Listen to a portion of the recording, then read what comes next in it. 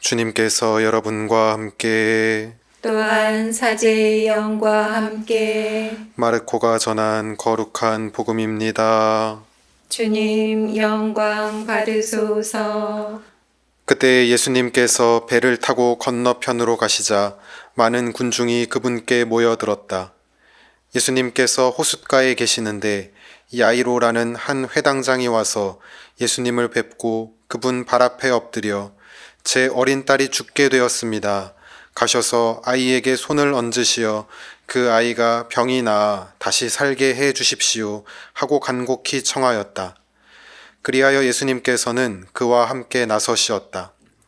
많은 군중이 그분을 따르며 밀쳐댔다. 그 가운데에 12해 동안이나 하여라는 여자가 있었다. 그 여자는 숱한 고생을 하며 많은 의사의 손에 가진 것을 모두 쏟아부었지만 아무 효험도 없이 상태만 더 나빠졌다. 그가 예수님의 소문을 듣고 군중에 섞여 예수님 뒤로 가서 그분의 옷에 손을 대었다. 내가 저분의 옷에 손을 대기만 하여도 구원을 받겠지 하고 생각하였던 것이다. 과연 곧 출혈이 멈추고 병이 나은 것을 몸으로 느낄 수 있었다. 예수님께서는 곧 당신에게서 힘이 나간 것을 아시고 군중에게 돌아서시어 누가 내 옷에 손을 대었느냐 하고 물으셨다. 그러자 제자들이 예수님께 반문하였다. 보시다시피 군중이 스승님을 밀쳐대는데 누가 나에게 손을 대었느냐 하고 물으십니까? 그러나 예수님께서는 누가 그렇게 하였는지 보시려고 사방을 살피셨다. 그 부인은 자기에게 일어난 일을 알았기 때문에 두려워 떨며 나와서 예수님 앞에 엎드려 사실대로 다 아뢰었다. 그러자 예수님께서 그 여자에게 이르셨다. 딸아, 내 믿음이 너를 구원하였다. 평안히 가거라. 그리고 병에서 벗어나 건강해져라.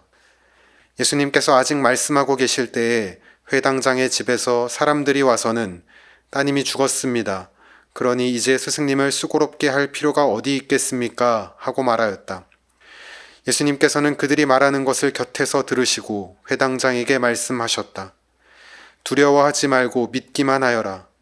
그리고 베드로와 야고보와 야고보의 동생 요한 외에는 아무도 당신을 따라오지 못하게 하셨다. 그들이 회당장의 집에 이르렀다. 예수님께서는 소란한 광경과 사람들이 큰 소리로 울며 탄식하는 것을 보시고 안으로 들어가셔서 그들에게 어찌하여 소란을 피우며 울고 있느냐? 저 아이는 죽은 것이 아니라 자고 있다 하고 말씀하셨다. 그들은 예수님을 비웃었다. 예수님께서는 그들을 다 내쫓으신 다음 아이 아버지와 어머니와 당신의 일행만 데리고 아이가 있는 곳으로 들어가셨다. 그리고 아이의 손을 잡으시고 말씀하셨다. 탈리타 쿰. 이는 번역하면 소녀야, 내가 너에게 말한다. 일어나라는 뜻이다. 그러자 소녀가 곧바로 일어서서 걸어 다녔다. 소녀의 나이는 12살이었다. 사람들은 몹시 놀라 넋을 잃었다. 예수님께서는 아무에게도 이 일을 알리지 말라고 그들에게 거듭 분부하시고 나서 소녀에게 먹을 것을 주라고 이르셨다. 주님의 말씀입니다. 그리스도님 찬미합니다. 네, 찬미 예수님. 찬미 예수님. 네, 기쁘게 하루 잘 보내고 계십니까? 네. 오늘 우리는 오랜 시간 병으로 고통받다가 마침내 예수님께 구원을 받은 한 여인의 이야기를 들었습니다. 그 여인은 병을 고치기 위해서 수많은 의사들을 찾아갔고 또 가진 것을 모두 쏟아 부었지만 아무런 효험을 얻지 못하였습니다. 수도 없이 희망을 피웠다가 또 절망하기를 반복했겠죠.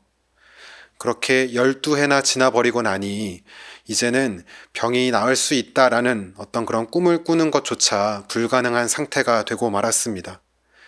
그러던 중에 예수님의 비범함에 대한 소문을 듣게 되었고 다시 한번 용기를 내어서 희망을 가지기로 결심하였고 그렇게 결국 구원을 받게 되었습니다. 예수님께서 지니신 능력은 참 대단하다는 생각이 듭니다.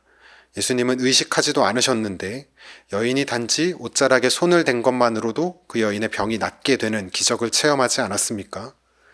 그런 어떤 예수님의 초자연적인 힘, 그것은 물론 대단한 것이지만 오늘 복음에서 제 마음에 조금 더 큰 감동을 주었던 것은 예수님께서 보여주신 인간적인 면모에 대한 것입니다. 기적이 일어났을 당시에 예수님께서는 예수님 주변에는 수많은 사람들이 있었고 대단히 혼란스러운 상황이었다라고 오늘 복음이 이야기하는데요. 그렇다면 당신에게서 기적의 힘이 나간 것을 느끼셨다 하더라도 주변의 상황이 너무 분주하니까 그냥 이렇게 흐뭇해하시면서 그냥 당신의 가야 될 길을 이렇게 걸어가셨을 수도 있겠다라는 그런 생각이 들거든요. 그런데 굳이 걸음을 멈추셔서 장례를 정리하시고 누가 당신 옷에 손을 대었는지를 애써 찾으시려고 하는 거죠. 여인은 그런 예수님의 모습을 보고 벌을 받을 거라고 생각했지만 예수님은 이런 말씀을 하십니다. 너는 이제 병에서 나았다 라고 확인시켜 주시고 또 그것만이 아니라 너는 이제 구원을 받았다 라고 이야기를 하시는 거죠. 육체적인 질병에서 벗어나는 것으로 끝나는 게 아니라 그 병으로 인해서 좌절하고 절망하면서 자신을 포기해가던 그 어둠 속에서도 예수님은 꺼내주신 것입니다. 은총을 그냥 던져주시고 끝내시는 게 아니라 은총을 입은 그 사람에게, 그 사람 자체에게 관심을 가지시는 예수님의 그런 모습이 참 인간적이다라는 생각이 드는 건 거죠. 질병을 치유하는 것으로 끝나는 그런 비즈니스적인 어떤 관계가 아니라 그 병을 그 사람이 앓는 동안 12해 동안 고통받았던 그 마음을 헤아려 보려고 노력하시는 그런 예수님의 인간성, 이것이 저는 예수님의 어떤 초자연적인 능력보다도 더 위대하고 감동적이다라는 생각들이 들었습니다. 2000년 전에 예수님께서 그러하셨듯이 오늘날에도 예수님은 나와 인격적인 관계를 맺기를 원하십니다. 나를 바라보시고 나와 이야기하기를 원하시고 또 오늘을 사는 나의 마음이 지금 어떠한지를 헤아려 보려고 하시고 지금 내가 겪고 있는 고민과 갈등이 무엇인지를 궁금해 하시는 분이 예수님이다라는 거죠. 그런데 저는 종종 예수님께 그냥 은총만을 청하기만 했던 것 같습니다. 간절히 기도하기는 했는데 그냥 청하기만 했던 건 거죠. 예수님은 은총을 주는 자판기가 아닌데 저는 예수님한테 그냥 은총만을 갈구하면서 살았던 것입니다.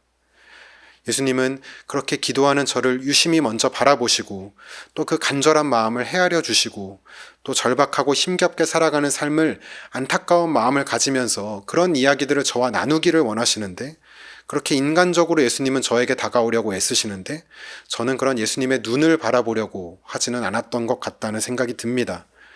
그러니까 은총을 받았다는 느낌이 들어도 감사한 마음이 도의적으로는 들지만 오래 가지는 않았던 그런 생각도 조금 나는 거죠. 예수님은 은총을 입은 내가 지금 얼마나 기뻐하고 있는지 또 그 은총을 내가 어떻게 잘 키워나가고 있는지를 궁금해하고 계시는데 저는 그냥 군중들이 혼란한 틈을 타서 은총만 받고 집으로 가버렸던 그런 삶을 살았던 것이 아닌가 이런 생각들을 조금 해보게 되었습니다. 예수님과 조금 더 인격적인 관계를 맺어나갈 수 있으면 좋겠습니다. 간절한 마음으로 우리가 기도를 많이 하는데 그냥 내 말만 계속 그렇게 하는 것이 아니라 그렇게 기도하고 있는 나를 예수님께서 어떤 눈으로 바라보고 계시는가 좀 잠시 들여다보는 것도 참 좋을 것 같습니다.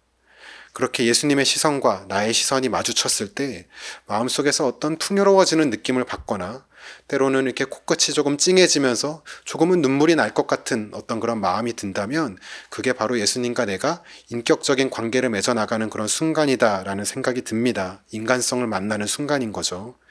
그렇게 예수님과 인간적인 관계를 우리가 맺어나갈 때 우리의 신앙이 조금 더 깊어지지 않을까 이런 생각들이 듭니다. 추상적인 어떤 존재를 믿는 것이 아니라 예수님의 인간성을 헤아리고 의지해 나가는 그런 신앙인이 되어갈 수 있도록 오늘 미사 중에 함께 은총을 청하면 좋겠습니다. 오늘 영성채송으로 강론을 마무리하겠습니다.